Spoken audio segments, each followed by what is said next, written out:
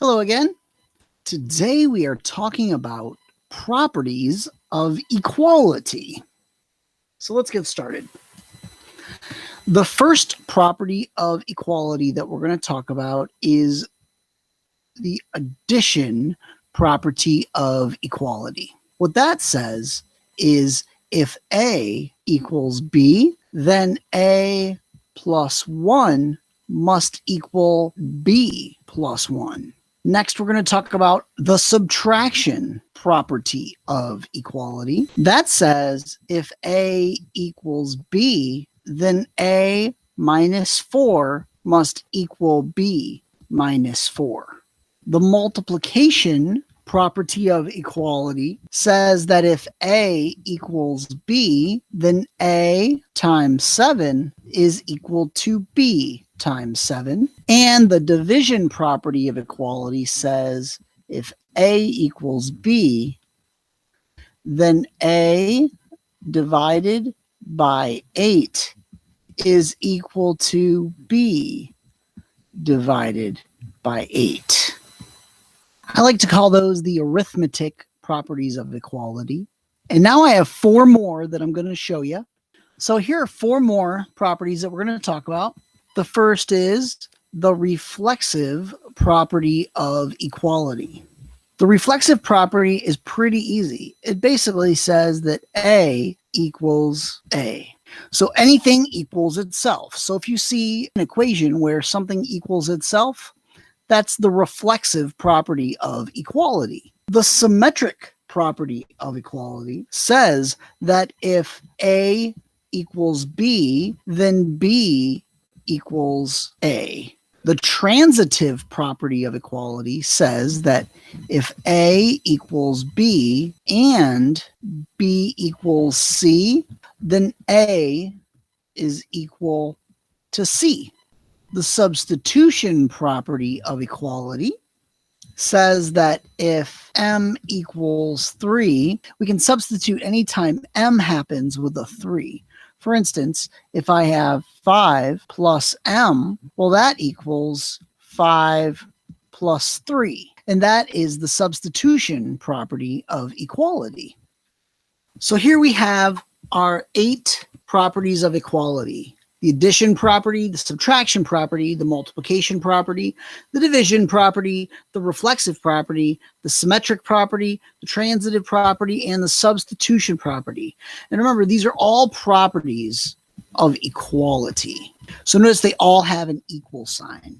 So let's say I have AC equals AC. Which property is that? Well, it's exactly the same on both sides of the equal sign, so I would say that it is the reflexive property of equality.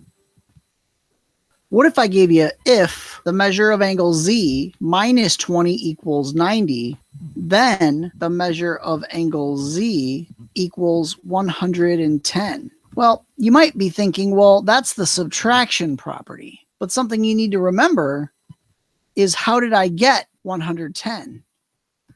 I added 20 to both sides of the equation to get 110. So because I added 20 to both sides of the equation, that is the addition property of equality. What if I said, if 1/2 of JK is equal to KL, then JK is equal to 2KL. What property is that? Well, notice that if I multiply both sides by 2, this 1/2 and this 2 cancel, and I'm left with JK equals 2KL. So what did I do to both sides? I multiplied. So that would be the multiplication property of equality. What if I said the measure of angle M is equal to the measure of angle N, and the measure of angle N is equal to the measure of angle P, then the measure of angle M equals the measure of angle P. Well, if I have that these two are equal and these two are equal, notice that M then becomes equal to P, I would say that that is the transitive property of equality. If Mn equals CD, then CD equals Mn. What property is that? Notice that these are the same equations, but just flipped. All right, which property is that? Where you just put them on either side of the equation. Notice that that would be the symmetric property of equality. All right, how about this? If the measure of angle A plus the measure of angle B equals 90 degrees, and the measure of angle A equals the measure of angle C, then the measure of angle A, the measure of angle C plus the measure of angle B equals 90 degrees. So notice that what I did was that these two equal each other. And what I did was I replaced this measure of angle A with the measure of angle C. So when you replace something for another thing that is the same value, you call that substitution. So that's the substitution property of equality.